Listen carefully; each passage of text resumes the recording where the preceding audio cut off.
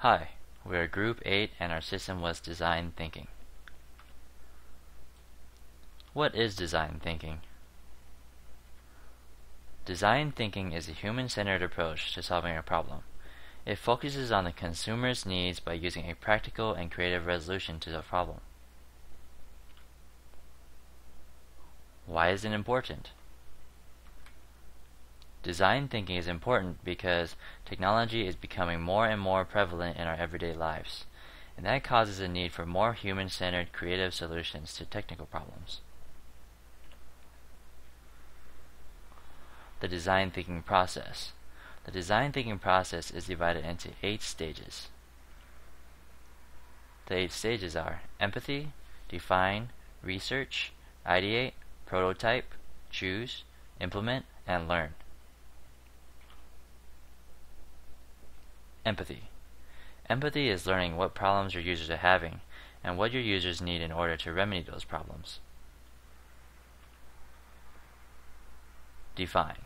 Define is fully understanding the problem of the target audience and create ways to have a successful project.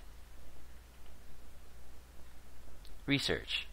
Research is to analyze what the other projects have done and talk with the end users to gain more insight. Ideate. Ideate is to brainstorm many creative solutions which will create and fix a problem. Prototype. Prototype is a working model of a possible solution.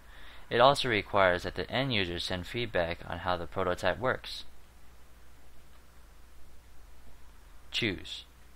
Choose is revisiting what the overall objective is and using the feedback to finalize the prototype. Implement.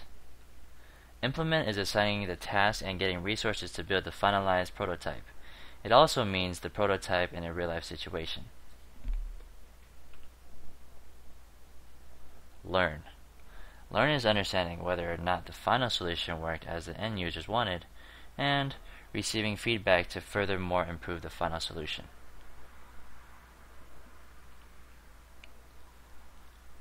There are many design problems in the world. One example is wanting to know when your bus will be arriving. The app One Bus Away, designed by UW PhD student Brian Ferris, is a solution to that question. Here's a picture of Brian.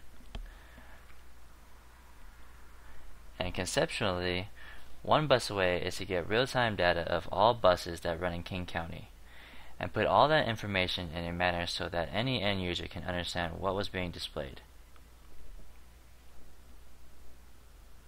Here is a clip on how One Bus Away works.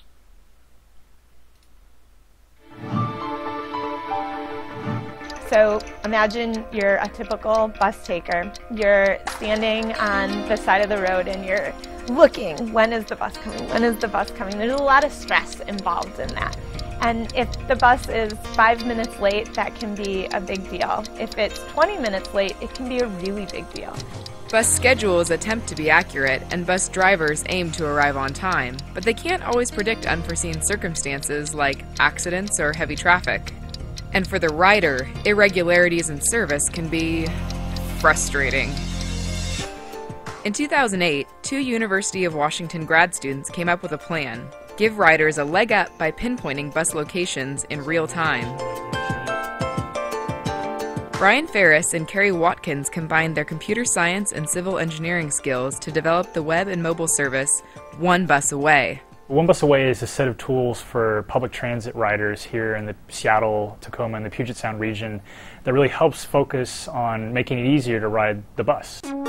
As a rider, you can use your computer, smartphone, or any old cell phone to access One Bus Away. And you'll know your bus is on time or running late. On the website, onebusaway.org, you can enter your stop location to find out when buses are coming. On your cell phone, you can text or call to get arrival information. For a basic cell phone user, you can call 206-456-0609, and it'll say, "Where is your bus? Let's find out." And then you can look for your stop number posted at the stop, and it'll ask you to enter that stop number. You just punch it into your phone, and it'll start reading to you real-time arrival information about the buses serving that stop. It'll tell you that the 372 will be here in 5 minutes, or that the 65 will be here in 10 minutes. For smartphone users, the mobile app has been by far the most popular feature all over the Puget Sound area. So we have close to 50,000 unique users a week who use One Bus Away, and the iPhone app, the Android app are certainly popular. So even though we try to support riders from all walks of life, certainly the fancier phone, the app is really popular with those riders. Brian brought the technical know-how to One Bus Away, and Carrie provided the expertise of transit systems. So it'll depend on what kind of screen they get. Beyond creating the service, they conducted studies and surveyed riders to find out how real-time transit information affects riders and changes behaviors.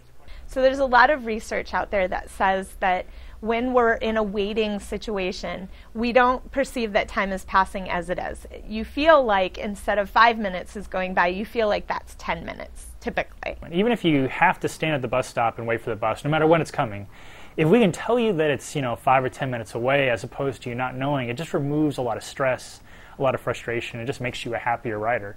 And happier riders are more likely to take the bus instead of their cars. Not surprisingly, Brian and Carrie share this experience.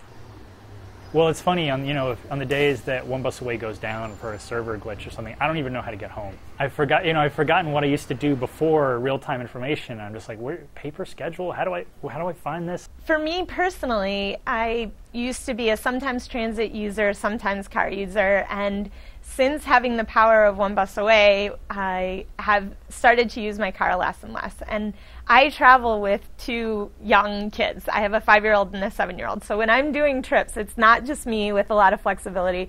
It's 2 kids who are waiting at the stop with me. As students do, Brian and Carrie have graduated from the University of Washington and are moving on to new adventures. Brian will be working in Zurich, Switzerland on Google's transit team. Carrie has accepted an assistant professor position at Georgia Tech. We look at our cities and we look at trying to make them sustainable. You can never put down enough pavement such that everyone can drive. If you're a strong car advocate and you never get on a bus in your life, I always say, well, think of it this way: the more people you help to ride the bus, that's less traffic that you have to deal with yourself. So it's a win-win for everybody.